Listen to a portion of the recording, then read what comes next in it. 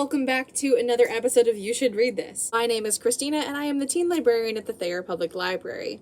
This is January 2022, and for the month of January 2022, we're going to do something a little bit different. The theme this month is grab bag, which means a little bit of this and a little bit of that. In the first half of this video, you'll notice it's going to be a little bit longer than usual.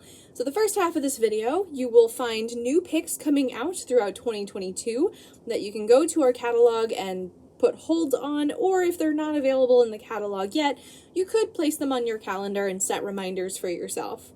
Then the other half of the video will be as usual, our oldie pick, newbie pick, audiobook pick, and graphic novel pick.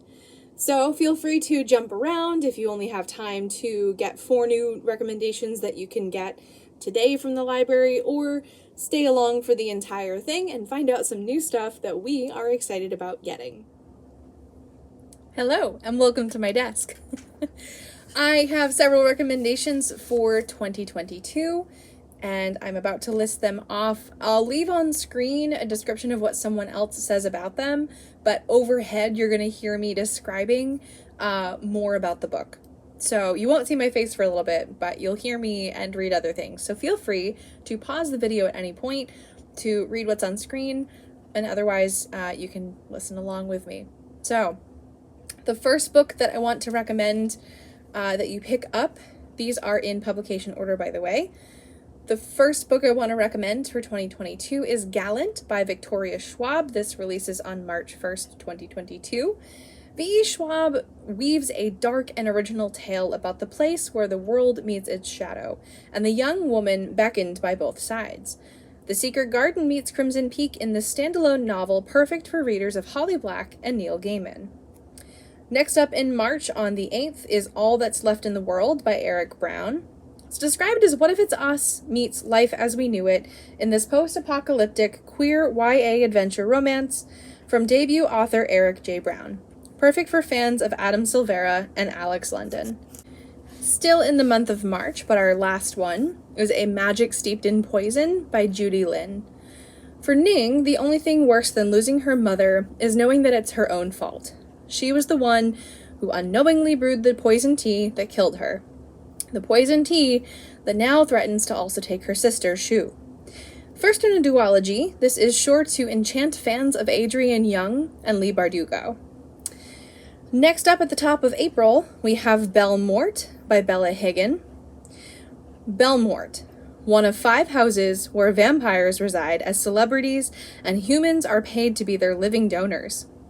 While others came here seeking fortune, this is the main character, I came in search of my sister, who walked into Belle Morte 5 months ago and never walked back out. Bum, bum, bum. Next up in April is My Sister's Big Fat Indian Wedding by Sanji Patel. This releases on 4/19/2022. A fresh, witty romp of a rom-com set against the backdrop of a high-profile music competition and a riotous Indian wedding. Just Your Local Bisexual Disaster by Andrea Mosqueda. This releases on May 23rd, 2022. This voice-driven young adult debut by Andrea Mosqueda features Maggie Gonzalez. Maggie needs a date to her sister's quinceañera, and fast. Next up is Out of the Blue by Jason June. This releases on May 31st of 2022. It is a standalone LGBTQ dual point-of-view rom-com that asks if romantic love is enough to conquer your way of life and everything you've grown up believing. Perfect for fans of Cemetery Boys and Deep Blue. Next up, So This Is Ever After by F.T. Lukens. This releases on June 1st of 2022. Carry On meets Arthurian legend in this funny, subversive young adult fantasy about what happens after the chosen one wins the kingdom and has to get married to keep it, and to stay alive. And at the end of June, on June 28th, we have The Dream Runners by Sveta Thakkar. This standalone contemporary fantasy, partly inspired by Hindu mythology, is full of slow-burning romance, haunting intrigue, and shimmering magic. It is perfect for fans of Holly Black, Roshni Chachki, or Margaret Rogerson. At the end of July, and the last book, I'm not going to go too far into the later half of 2022 because publications could change still, much like they have the last 2 years. So, rounding out this top 10 recommendations is Violet Made of Thorns by Gina Chen. This releases on July 26, 2022. Darkly enchanting fantasy debut about a morally gray witch, a cursed prince, and a prophecy that ignites their fate-twisted destinies. This is perfect for fans of The Cruel Prince and Serpent and Dove. All right, now, on to the regularly scheduled programming. Our oldie pick for this month is We Were Liars by E. Lockhart. This is a book that's worth not knowing too much going into, so I'm going to give you a vague synopsis of what it's about.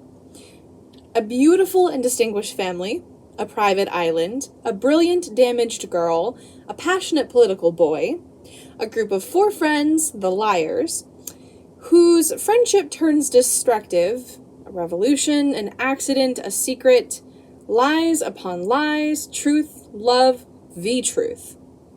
Why you should read it. A prequel was just announced for May of 2022, so it's a good time to get in on this suspense family drama if you haven't already read it. This is for fans of Adam Silvera, Colleen Hoover, or Karen McManus.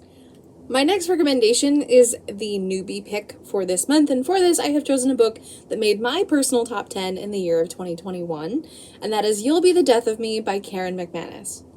What it's about? Cal, Ivy, and Mateo used to be very close until they just weren't. Ivy, who is a type A, is passed over for student council president and is looking for any excuse to skip school the next day. Mateo is burned out. He's tired. School, part-time jobs, being the family leader in charge of his sister and his mom, it's a lot to take on. So he's just looking for a break. And Cal just happens to be running behind. When they bump into each other at school the next morning, they decide to skip school together and recreate the perfect day, just something they did as kids. Things are going fine-ish. They are wandering around trying to decide what to do in Boston when they see another Carleton High student skipping school. And they decide to follow that student to the scene of their murder. In one chance move, things are going from dull to deadly, and they're about to get worse. Why you should read it. If you're looking for a great, fast-paced mystery, this is a great one.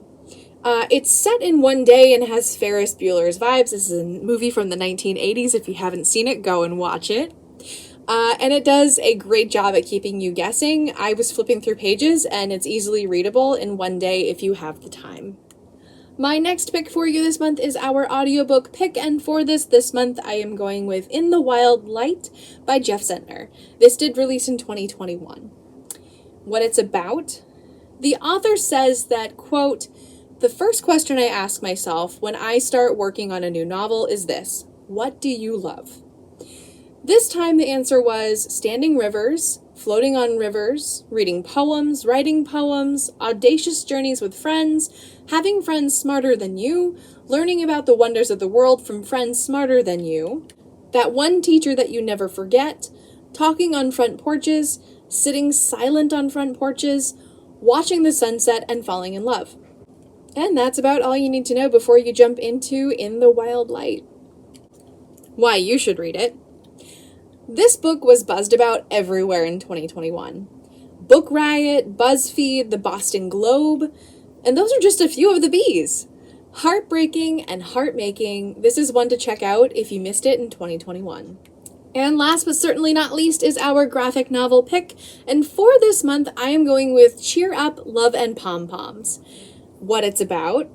Annie is smart but lacking in extracurriculars for her college applications. BB is a cheerleader and a people pleaser. Growing up, they were best friends but grew apart in high school. When BB is elected cheer captain, she takes a chance on Annie. As they go through squad training and social pressures, not to mention microaggressions and other queer youth problems, the two girls rekindle a friendship they thought they'd lost forever and discover there may be other sweeter feelings springing up between them. Why you should read it. A sweet queer teen romance perfect for fans of Fence and Check Please. This one is short and sweet and short please. And that is all of the recommendations I have for the month of January. I will leave links in the description down below, so if anything is available in the catalog, you can click on the bit.ly link and it will take you to the catalog where you can put things on hold or just kind of see what's available.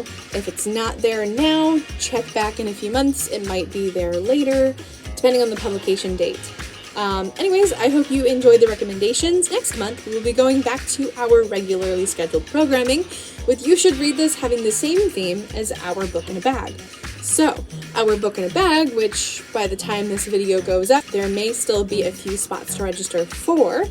The theme for February, Teen Advisory Group and I picked Swoon-Worthy Romance. I can't tell you what the book is, but I will be able to tell you what the book was at the end of February. So, mark your calendar for Book in a Bag the first Thursday of February, and mark your calendar for You Should Read This the last Tuesday of February. I'll see you next time. Bye!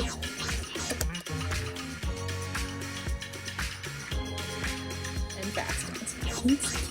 Quinceañera. Lori!